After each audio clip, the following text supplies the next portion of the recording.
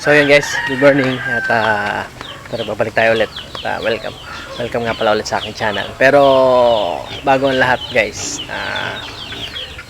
pakakainin ko muna, asikasuhin ko muna yung mga alaga namin.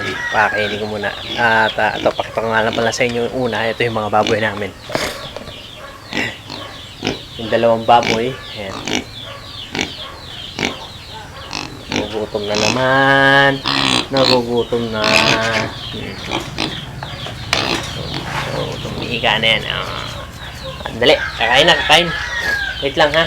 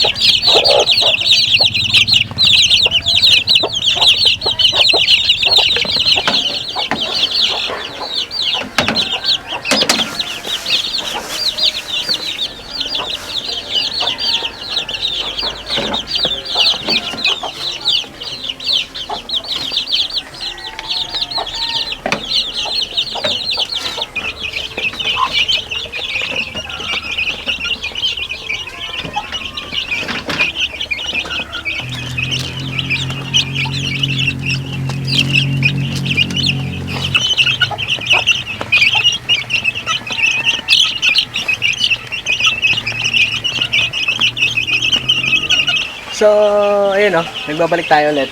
Tapos lang natin pakainin yung mga alaga natin. Tapos, yung alaga natin baboy at yung mga manok.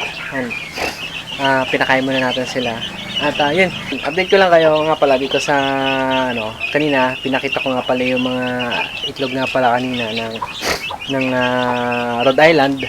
At, ayun, bali, actually guys, nakapag-produce na si Rhode Island ng, check muna natin. Baka mamaya may itlog na naman eh. So yun guys, wala na itlog, wala na siya na-produce na itlog. So yung isang Rhode Island kaya mag-produce ng kulang-kulang 30 na itlog. Bali nakapag-produce siya ng 28 eggs. Yung naka-incubate ngayon sa atin is 24 pieces. Pero yung apat na nakuha pa natin huli, hindi na natin siya in-incubate. Sinama na lang natin, ginawa na lang natin almusal sa umaga. So ang natin bali ang naka-incubate ngayon is 24. So, bali lahat-lahat 28 yung na-produce niya. Kaya niya mag-produce ng hanggang 30. So, ayun lang guys, yun lang yung update ko as of now dito sa isang Rhode Island. And then nga pala guys, thank you nga pala guys at una sa lahat, nagpapasalamat ako sa taas.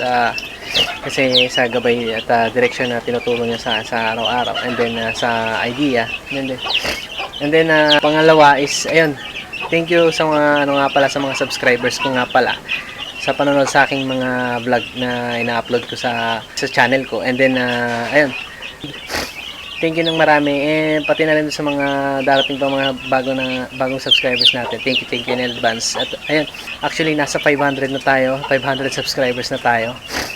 Sa ngayon hindi ko pa na-update pero parang 501 na yata, 502 na something na yung subscribers natin. Ayun, thank you ng marami. Salamat guys, salamat sa pagsuporta sa akin sa mga vlog ko. So, thank you ng marami at ayan. So, yun lang guys yung update ko as of now. Yun lang yung update ko sa ngayon regarding dito, yun sa topic natin for today ngayon. So, sa isang Rhode Island pala, kaya mag-produce ng 30 piraso na itlog. Actually, nakapag-produce siya ng 28 at yung 24 na incubate na natin doon, nantay na lang natin. Siguro by this coming February 10 or February 11 may mga mag-hatch na doon.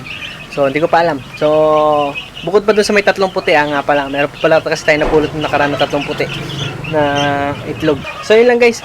Ayan, thank you ulit at Kung nagustuhan nyo itong video na to, please like, comment, share, and subscribe. And click mo na rin yung notification bell para naman updated tayo sa bagong video and vlog na i-upload ko, guys. So, see you on my next vlog. Bye-bye and God bless sa inyo, guys.